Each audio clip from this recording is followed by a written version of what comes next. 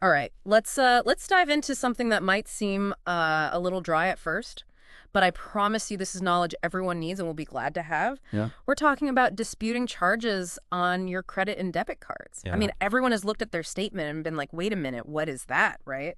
It's surprisingly common, and yet so many people just accept those mystery charges or assume they're powerless to fight back. Yeah.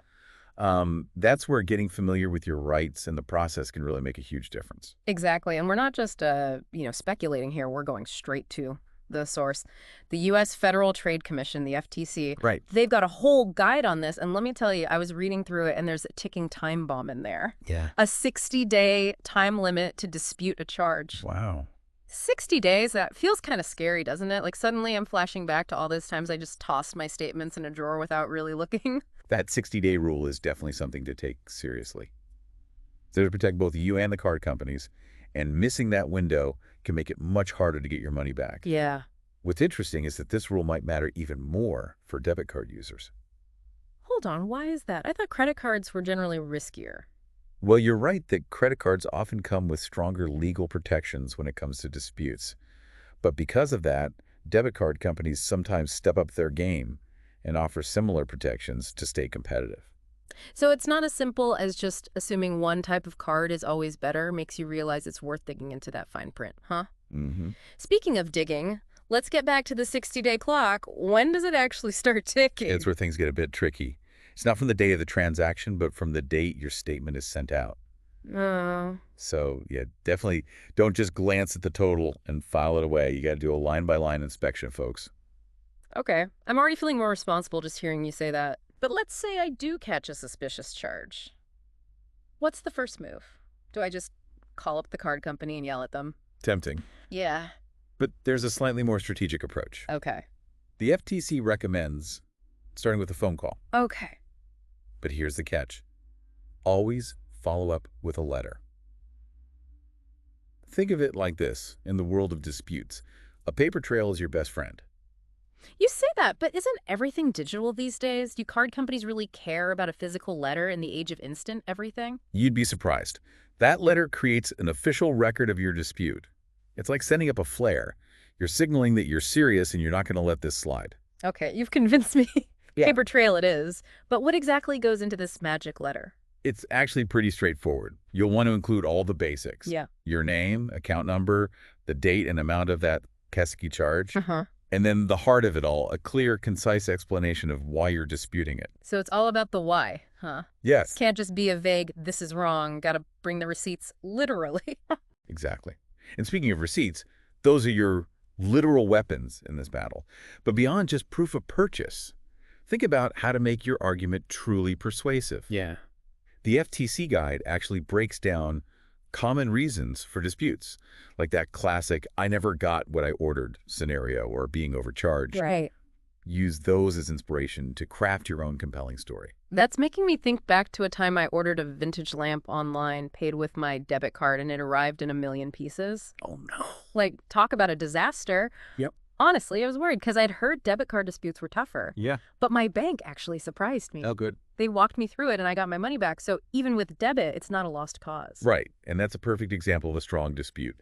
Damaged goods, you had photos, you contacted the seller, a clear timeline of events. So it's not just about being right. It's about building that rock solid case right. Absolutely. Yeah. And one more pro tip from the FTC, send that letter via certified mail. That way you have proof they actually received it. It's like the ultimate "you can't ignore me now" move. Ooh, I love that strategy. But what about the seller? Should I try to resolve it with them first, or is that just delaying the inevitable? It feels like a race against time with that 60-day clock ticking, but reaching out to the seller first makes sense. Right. What if they're actually reasonable humans and can fix this quickly? It's definitely worth a shot. Sometimes a simple misunderstanding can be sorted out with a quick call or email. But here's the crucial thing. Don't let those attempts delay your contact with the card company. All right. Remember that 60-day rule is non-negotiable. So it's like playing both sides just in case. Contact the seller, see if they're decent, but also get that official dispute rolling with the card company. Exactly. It's about covering all your bases. And let's say you've done all that, filed dispute, sent the certified letter, maybe even had a chat with the seller. Right. What happens next? Do you just sit and twiddle your thumbs hoping for the best? Yeah, what's the waiting game like? Do I need to be checking my mailbox every hour waiting for a response? Well, once that dispute letter hits their desk, the card company is legally obligated to investigate. Okay. And this is where all those meticulously kept records we talked about become your golden ticket. Uh-huh. Receipts, emails, screenshots of online orders, even confirmation numbers. The more you've got, the stronger your case. I'm sensing a theme here. Documentation is king. It's like those true crime shows where they say, if it's not documented, it didn't happen. That's a great analogy. Huh. You're essentially building a case file for the card company to review. Right. And while they're doing their detective work, the good news is you usually don't have to pay the disputed amount. Okay. So it gets on hold while that investigation plays out. That's a huge relief. Take some of the pressure off for sure. But what happens if, and I'm dreading this thought, what if the card company sides with the merchant? Yeah. Game over. Do I just have to accept defeat? Not necessarily. You can always try to appeal their decision. But here's the reality check. Those appeals aren't always successful. Yeah. Card companies have pretty sophisticated systems in place, and they're not going to overturn their initial ruling unless you've got some truly compelling new evidence. So it's not impossible, but I shouldn't get my hopes up too high either. Right. It sounds like those initial steps are really make or break. That's why we're spending so much time on them. It's about setting yourself up for success from the very beginning. I'm taking notes like crazy over here. But I think it would help to walk through a specific example. Sure. Let's say I did the responsible thing and finally treated myself to a fancy new phone, ordered it online, waited patiently, and it never showed up. What's my game plan? Okay, prime example. First things first, gather all the intel. Dig up that order confirmation, any emails with the seller tracking numbers, even those annoying "we're so excited to ship your order" messages. Then it's time to contact your card company, report the non-delivery, and follow up with that detailed letter we talked about. Right. And in that letter, I'm painting a clear picture for them when I ordered it, when it was supposed to arrive, crickets on my doorstep, the whole sad saga. Exactly. Be specific, use dates, reference all those documents you're attaching, that order confirmation, any correspondence with the seller about the MIA phone. Yeah. You want to leave zero room for doubt. All right. I've sent off that certified letter, followed up with the seller. What's the waiting game like? How long until I know if I've won this battle? All right. I've sent off that certified letter, followed up with the seller. What's the waiting game like? How long until I know if I've won this battle? Well, it's not quite instant gratification, unfortunately. The FTC says card companies have to investigate, but they don't give a hard deadline. It often depends on the complexity of the dispute and how responsive the merchant is. Could be a few weeks, sometimes even longer. Waiting is the worst. But at least that disputed amount isn't hanging over my head while they figure things out right. Exactly. It's like a temporary pause button while the case is being reviewed. And here's another insider tip sometimes. Just the fact that you filed a dispute is enough to get the merchant to take action. Really? They know the card company's involved now, and they might be more willing to resolve things quickly to avoid further hassle. Ooh. So maybe that initial contact with the seller isn't just about being nice, it's also about putting a little pressure on them. Smart. Exactly. It's all about leverage. But let's say you've waited patiently, the investigation is done, and you get the news you won. Victory dance. What happens then?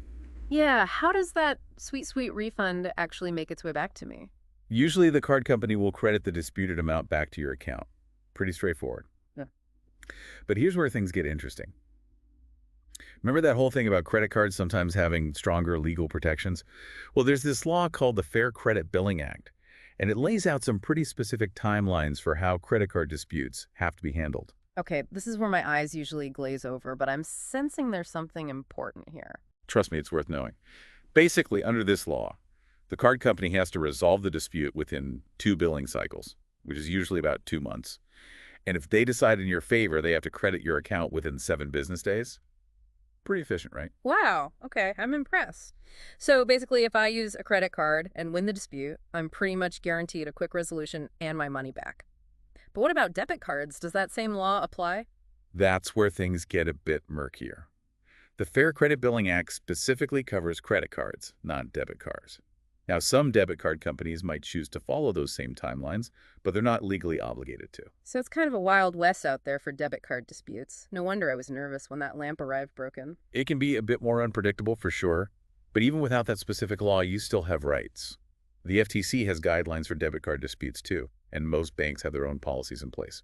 Okay, good to know. It sounds like no matter what type of card you use, knowledge is your best weapon. The more you understand the process and your rights, the better equipped you are to handle these situations. Absolutely. Yeah. And remember, the FTC isn't just there to lay down the law. They're also a fantastic resource for consumers. Their website has tons of helpful information, including sample dispute letters, tips for building a strong case, and even guidance on what to do if you're dealing with a particularly stubborn merchant or card company. It's like having a secret weapon in your pocket. And speaking of secret weapons, any final words of wisdom before we wrap things up?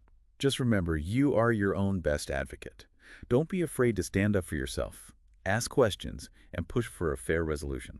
And, of course, keep those receipts. The receipt mantra is officially ingrained in my brain.